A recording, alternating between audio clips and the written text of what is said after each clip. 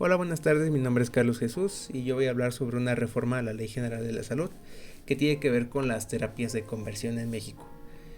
Vamos a ir cubriendo varios puntos, pero me gustaría empezar hablando sobre la definición de una terapia de conversión.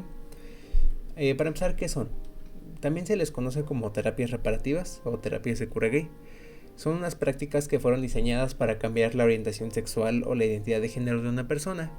Esto es con la intención de hacer que una persona que gusta de su mismo sexo o que se identifica con otro intente cambiar su identidad hacia la conformidad que tienen los estereotipos tradicionales de género. Utilizan métodos psicológicos, espirituales o físicos. Los psicológicos tienen que ver con terapias conductuales como terapia aversiva, que utiliza estímulos desagradables para cambiar el comportamiento. Es como esta terapia conductual de dar recompensas cada vez que se cumple un comportamiento que se cree correcto, pero al revés. O sea, cada vez que se incurre en un comportamiento que ellos consideran incorrecto, se dan estímulos negativos para tratar de evitar ese comportamiento. También utilizan psicoterapia basada en la idea errónea de que ser homosexual o transgénero es una enfermedad que necesita ser curada.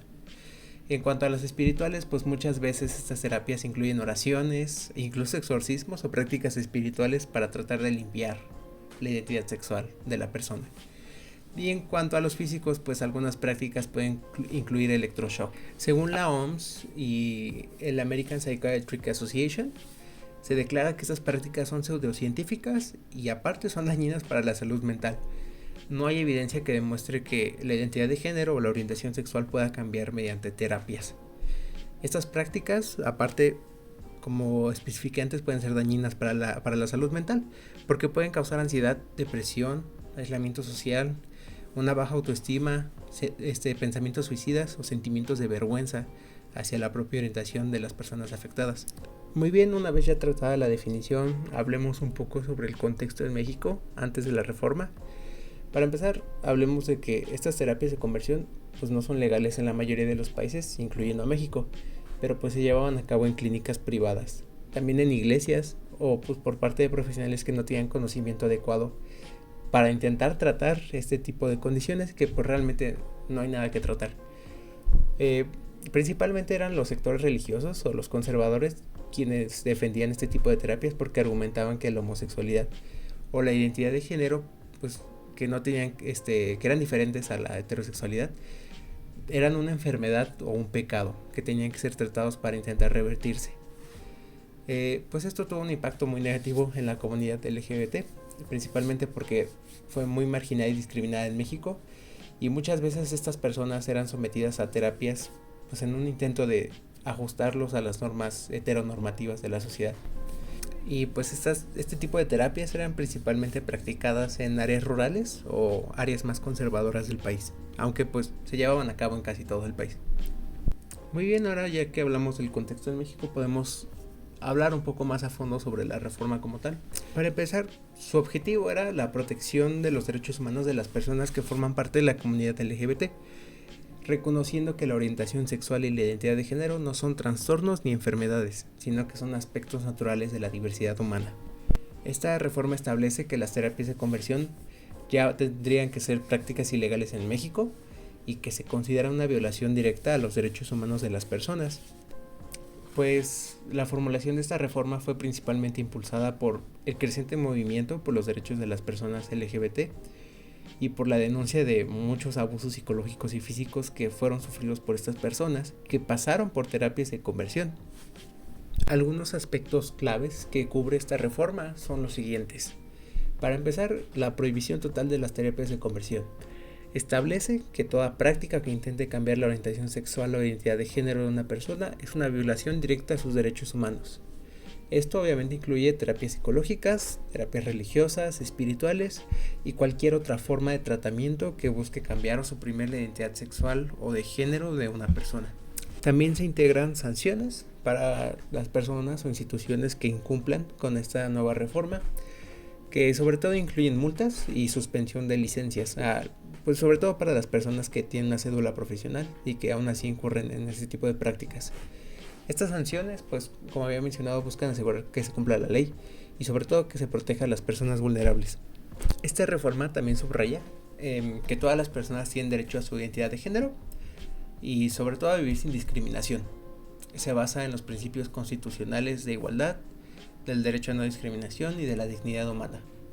También se fortalece un poco el marco legal para que las personas que forman parte de la comunidad LGBT pues puedan disfrutar de los mismos derechos que cualquier otra persona, incluyendo sobre todo el derecho a la salud, porque hay muchos casos de personas que les negaron servicios de salud simplemente por su orientación sexual o su identidad de género. También exige el derecho a vivir sin violencia y pues que estas personas no tengan que ser sometidas a tratamientos abusivos, porque como lo hablábamos antes, aparte de la discriminación que generaban, muchas de esas terapias utilizaban métodos físicos como los golpes o el electroshock. El principal impacto que tuvo esta reforma sobre la comunidad LGBT es que por fin les brindó de protección legal ante este tipo de terapias de conversión, pues se asegura de que no sean forzadas a pasar por tratamientos dañinos o pseudocientíficos. Al prohibir estas terapias también se reducen los riesgos asociados con ellas. Principalmente es se reduce el desarrollo de trastornos como la depresión, el aislamiento social o las tasas de suicidio también. Pues esta reforma también puede promover un cambio en la mentalidad de la sociedad mexicana para fomentar una mayor aceptación de la diversidad sexual y de género. También se puede promover un diálogo abierto y respetuoso sobre la identidad de género y la orientación sexual, pues para que sean integradas como partes naturales de la vida humana, porque pues se tiene un estigma negativo sobre este tipo de ideologías. Y pues el objetivo también es eliminarlo y pues tratar de reducir la discriminación que viene con este estigma. Pues ya tratados estos temas podemos empezar a hablar un poco de los retos que tiene la implementación de esta reforma. Son tres, yo puse tres. Principalmente está el cumplimiento de esta ley, porque aunque la reforma está en vigor, aún existe el reto de garantizar que este tipo de terapias sean totalmente erradicadas, ya que algunas se practican de manera clandestina, eso quiere decir fuera del ojo público y del ojo legal. Pues se practican principalmente en sectores más conservadores que pues tienden a ser las áreas rurales del país. También es necesario seguir impulsando campañas de sensibilización para poder educar a la población sobre la nocividad de este tipo de terapias y pues principalmente también para dar más visibilidad a los derechos de las personas que forman parte de la comunidad LGBT. Para lograr esto, las autoridades y varias organizaciones que protejan los derechos humanos deben trabajar para informar a la ciudadanía sobre el daño que causan este tipo de terapias y sobre todo tratar de compartir cómo promover un entorno más inclusivo. También deben seguir monitoreando las prácticas de salud mental para evitar abusos y para sancionar a aquellos profesionales que continúan realizando terapias de conversión, aunque sean ya de forma ilegal. Ahora ya por fin llegamos a las conclusiones. Yo concluyo que la conclusión a la que llegué es que esta reforma representa un paso muy grande hacia la protección de los derechos de las personas LGBT aquí en México. Sobre todo pienso que prohibir las terapias de conversión está enviando un mensaje claro de que la orientación sexual y la identidad de género no tienen que ser vistas como enfermedades, sino como parte de la diversidad humana, porque es algo natural de nosotros. Esta reforma promueve la dignidad humana, la igualdad de derechos y sobre todo la no discriminación, que son pilares fundamentales en una sociedad democrática y sobre todo respetuosa unos con otros.